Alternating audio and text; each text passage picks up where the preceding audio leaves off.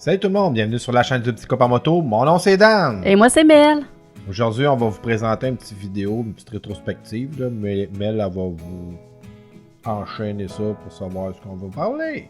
Donc, comme vous le savez, on a commencé notre chaîne YouTube cette année, en 2021.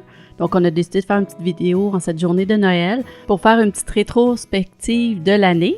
Donc, on va vous expliquer un petit peu ce qui s'est passé en 2021, les raisons de moins de vidéos, les choses comme ça. Là. Vous parler un petit peu de comment et du pourquoi, puis ce qu'on a aimé, ce qu'on a moins aimé, ce qu'on va essayer d'améliorer, ces choses-là. En fait, on aurait aimé faire plus de vidéos cette année, mais malheureusement, on n'a pas pu dû à des circonstances, dont... Écoutez, comme tout le monde le sait, on vit une période de pandémie, donc... on avait plusieurs vidéos en tête là, qu'on voulait faire. Ça nous a empêché de les faire parce que ça consistait à rencontrer certaines personnes et dû aux conditions actuelles, ça nous empêchait de tourner ces vidéos-là. Entre autres, des voyages qu'on aurait aimé faire. Dû les circonstances, on n'a pas pu les faire. Exactement. Donc, c'est toutes des choses qu'on garde en banque. On va sortir dans... peut-être en 2022, peut-être en 2023, qui sait, on va voir où ce que la pandémie nous amène. Mais pour l'instant, c'est des choses qu'on met sur la glace. Ça aurait été intéressant de vous les montrer. C'est des places à découvrir, des choses comme ça, mais que... On a dû reporter pour peut-être l'année prochaine, si la situation nous le permet. Exactement. Et il y a eu d'autres aussi facteurs qui nous ont empêchés de tourner certaines vidéos. Mel s'est blessé cette année. C'est pour ça que à partir de juillet, fin juin, début juillet, Mel ne faisait plus de moto avec sa moto, ce qui nous limitait sur certaines choses dues à la capacité de chargement, des choses comme ça. Donc, et ça m'a beaucoup attristé. Effectivement. Hein? Oui. Passer de conducteur à backseat, c'est... un retour en arrière. Exactement. Ben, c'est pas déplaisant là, faire du backseat. Elle a apprécié pouvoir regarder les paysages, mais ça reste que c'est toujours plus intéressant de conduire sa moto que le backseat. Oui. Mais dû à ça, c'est justement des voyages qu'on n'a pas pu faire. On a fait, exemple, le voyage à Niagara qui est sur 3 jours. On a appris de ce voyage-là énormément. Donc, les prochains voyages, plusieurs choses qui vont être améliorées. Donc, dont le nombre de kilomètres par jour qu'on va parcourir si on referait ce voyage-là.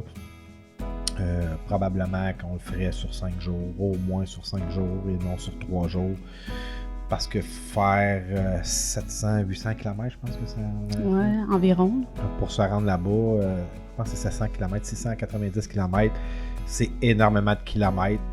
C'est des choses que tu apprends avec le temps. Puis...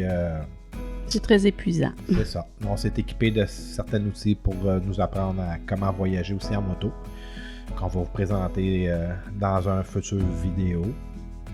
Oui, c'est ça. En fait, on a quand même plusieurs idées pour l'année prochaine de vidéos à vous présenter. Fait qu'on garde ça en banque. Puis, on aimerait vraiment vous présenter un peu plus de vidéos là, pour l'année qui s'en vient. Mais comme on explique, on va voir ce que la pandémie... nous apporte et on va voir aussi l'évolution de Mel au niveau de ma blessure. Exactement. Savoir si elle est capable de conduire sans moto. Au niveau des blessures, c'est pas quelque chose de grave, c'est quelque chose qui l'empêche de conduire sa moto. Là, c'est sûr que pour cet hiver, au niveau des vidéos, ça sera pas comme on l'avait espéré, dû au manque justement de vidéos qu'on a pu tourner cette année. On va faire du mieux qu'on peut. On vous promet rien. Peut-être qu'il n'y en aura pas de l'hiver. Peut-être qu'on va en mettre quelques-uns. On ne le sait pas. On va vérifier les options qu'on a pour tourner des vidéos. Donc, on prend ces quelques minutes pour vous demander d'aller en commentaire, d'écrire si vous avez une petite idée de vidéo que vous aimeriez voir. Je vous donne un exemple d'une vidéo qui s'en vient bientôt, là, que vous auriez pu donner comme exemple. Sur les modèles Harley sans clé, on a un PIN number qu'on peut rentrer son panneau clé pour partir de la moto. Ce PIN number-là, il est d'usine, qui a un code, c'est 1, 2, 3, 4, 5. Mais on doit le changer lorsqu'on achète la moto. Si on achète une moto usagée, il faut savoir comment le changer. C'est une vidéo qu'on veut tourner dans le futur. Donc, je vous donne un exemple. Si vous dites dans les commentaires, j'aimerais apprendre à faire changer le PIN number sur ma moto.